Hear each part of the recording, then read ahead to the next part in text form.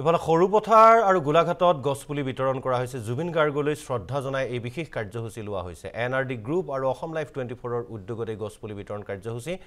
ৰাজ্যজুৰি মুঠ 5 লাখ গছপুলি বিতৰণৰ সংকল্প লোৱা হৈছিল এই কথা ইতিমধ্যে জনাইছিল সিএমডি নৃপেন দাসে 6 গাঁৱৰ পৰা আৰম্ভ হৈছিল এই কাৰ্যসূচী কেইদিনমান পূৰ্বে আৰু সিএমডি নৃপেন দাসে শুভাৰম্ভ কৰিছিল এই কাৰ্যসূচীৰ আৰু আজি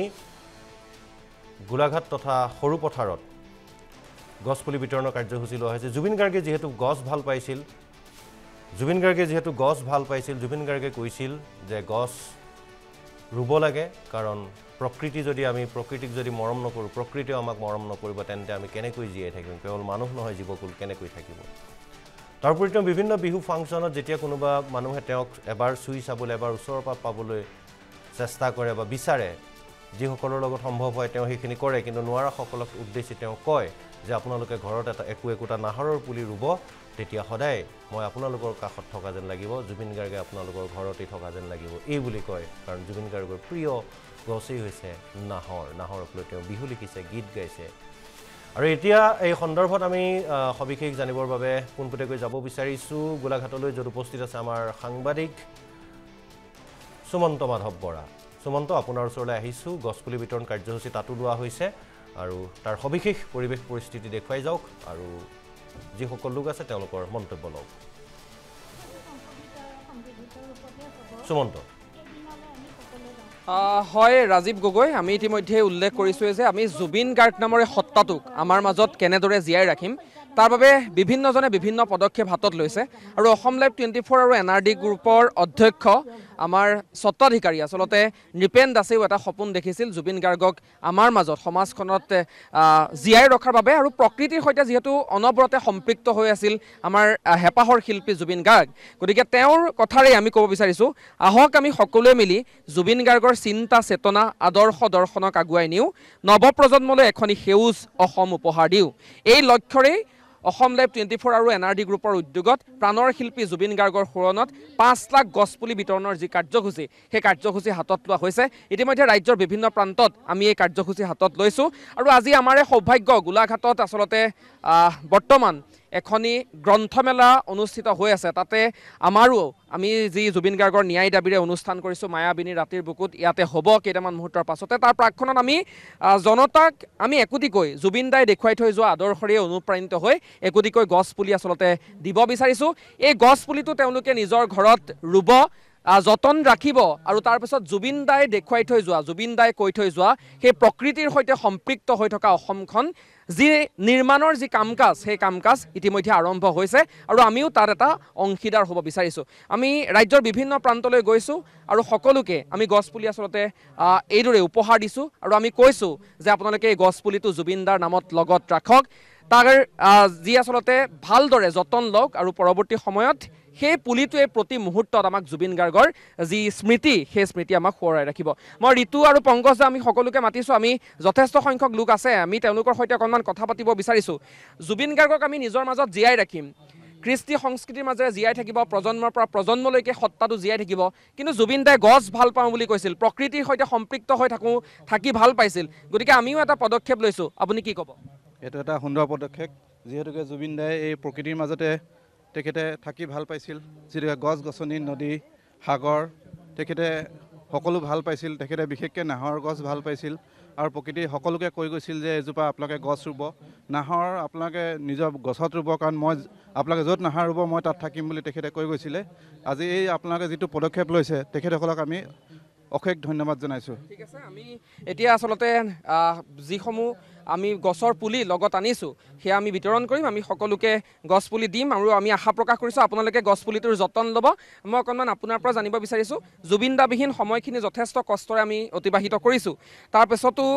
এইদৰে আচলতে জুবিন দাই ভালপোৱা কামবোৰৰ মাজেৰে আমি মানুহজনক জীয়াই ৰাখিম সদায় আপুনি কি ক'ব জুবিন দা হৈছে আমাৰ অসমৰ সম্পদ জুবিন দা অবিহনে আমি মানে নিজকে কি ক'ম আৰু আমি মানে জুবিন দাক পাহৰিব নোৱাৰা এজন মানে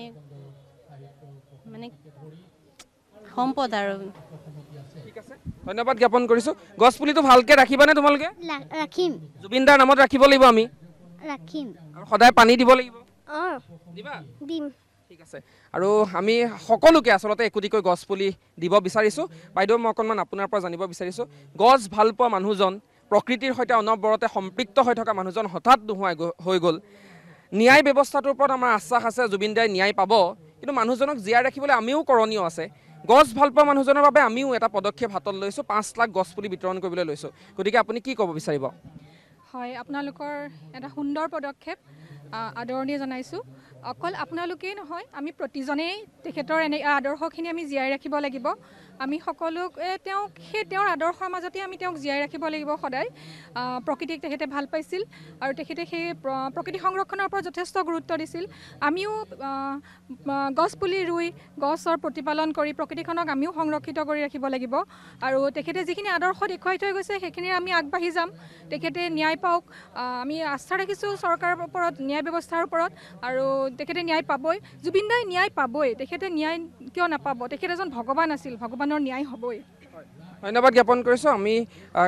তোমালোকে গছ পুলিটো ভালকৈ ৰাখিবা ৰাখিম জুবিন দাক আমি সকলোৱে ভাল পাওঁ তোমালোকেও ভাল পোৱা জুবিন দা নোহোৱা হোৱাৰ দিনা চাগে সকলোৱে কান্দিছিলা গতিকে কি ক'ব বিচাৰিবা জুবিন দাক জীয়াই ৰাখিব লাগিব আমি গান গাব লাগিব জুবিন দা নামৰ মানুহজনক জীয়াই ৰাখিব লাগিব নহয় জানো জুবিন দাক আমি জীয়াই ৰাখিব লাগিব জুবিন দাক আমি ন্যায়ৰ কাৰণে মাত মাতিব লাগিব তোমালোকে কি ক'বা তুমি কি ক'বা আমিও তেওঁক জীয়াই ৰাখিম আমাৰ মাজত যিহেতু তেওঁ নোহোৱা আমাৰ বহুত দুখিত হৈছোঁ আৰু তেওঁক জীয়াই ৰাখিম আমি আৰু এয়া হৈছে গোলাঘাটৰ পৰিৱেশ আমি সমবেত সকলোকে একোটিকৈ গছপুলি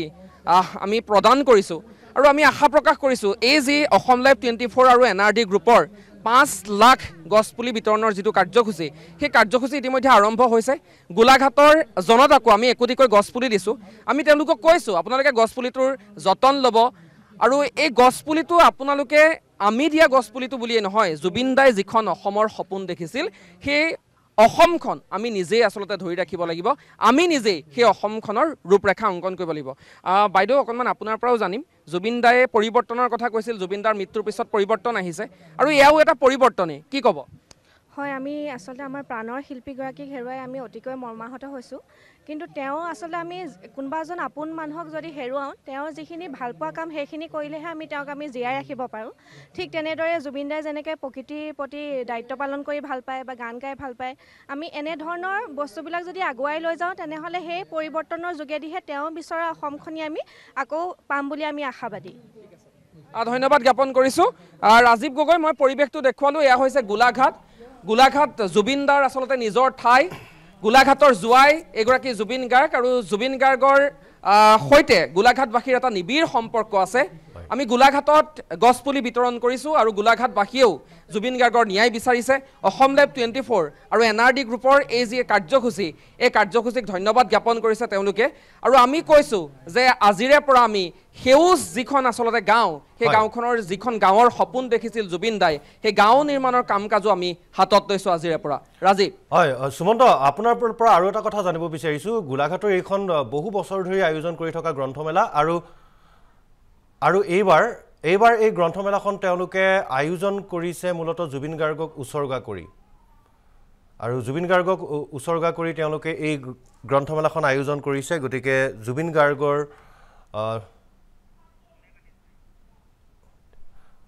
প্ৰতি শ্ৰদ্ধাঞ্জলি জনাই তেওঁলোকে এই আয়োজন কৰিছে আৰু যিহেতু জুবিন গাৰ্গে কৈছিল যে মানুহে কিতাপ পঢ়িব লাগে যি জাতি কিতাপ নপঢ়ে সেই জাতিক গামোচাই বচাব নোৱাৰে গতিকে তেওঁলোকে এটা খুব সুন্দৰ পদক্ষেপ লৈছে সেইগৰাকী মহান ব্যক্তিৰ প্ৰতি শ্ৰদ্ধাঞ্জলি জনাই এইবাৰ এই গ্ৰন্থমেলা উৎসৰ্গা কৰিছে